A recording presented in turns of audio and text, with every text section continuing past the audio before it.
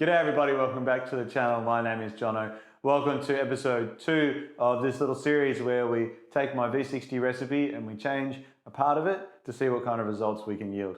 So let's get straight into it.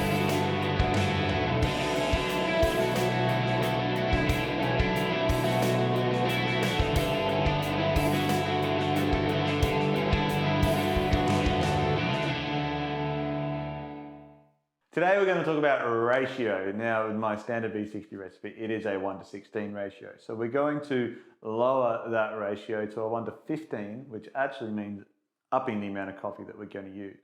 We're going to have our control coffee, just like last time, with a standard recipe, 18 grams, and then we're going to have our test coffee, which will be at 20 grams. That's a straight 1:15 ratio.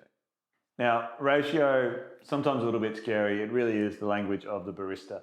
But if maybe you're like me, I've never been that great at maths, so sometimes I actually work backwards to a ratio, whereas I'll grab a coffee and I'll try it at a lot of different weights with all my rules within the recipe, and then find something that's working really well, and then we'll work back to a ratio so we can see it in a real technical kind of way.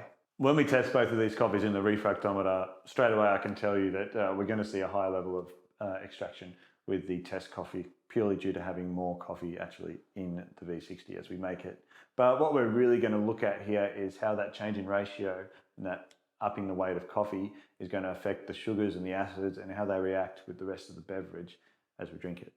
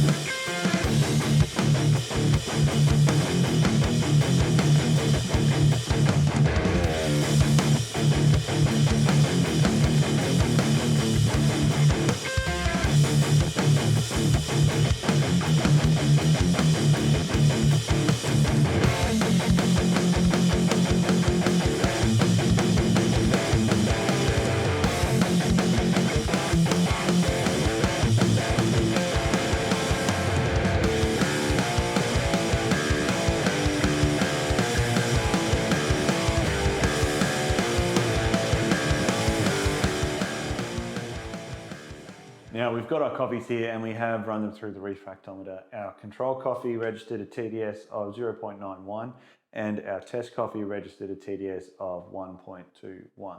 Those numbers are indicative of this coffee right here. It's a very well rested extended fermentation Colombian, so yeah, just don't take those numbers as gospel. They're purely for this experiment here. As you probably guessed it, the test coffee has a higher strength than the control coffee.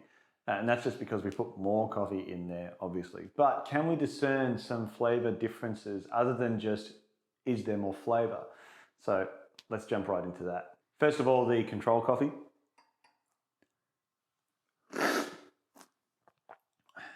Sweet, brown sugar, sits in the middle of the tongue really nicely. A little bit of funk, as I'd want from this coffee. And the acidity kind of sits on the tip of the tongue and it's pretty zesty. Now the test coffee.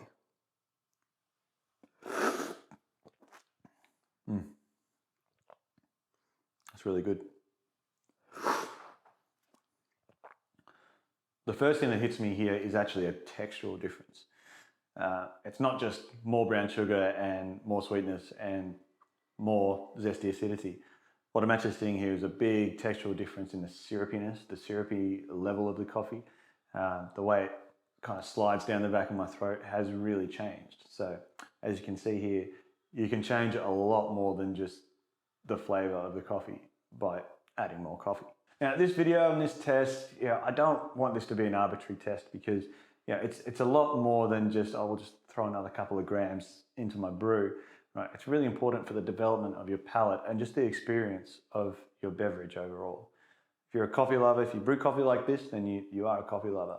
really think it's well worth trying this at home, and have the A/B comparisons right there in front of you. And once you notice those textual differences, that's a really good stepping stone to actually being able to name flavors whilst improving your palate, which I think is something that we all should be doing if we are coffee lovers. Well guys, this has been super fun. Thanks for sticking around. I'll see you on the next episode where we will be diving into the long pour of a V60.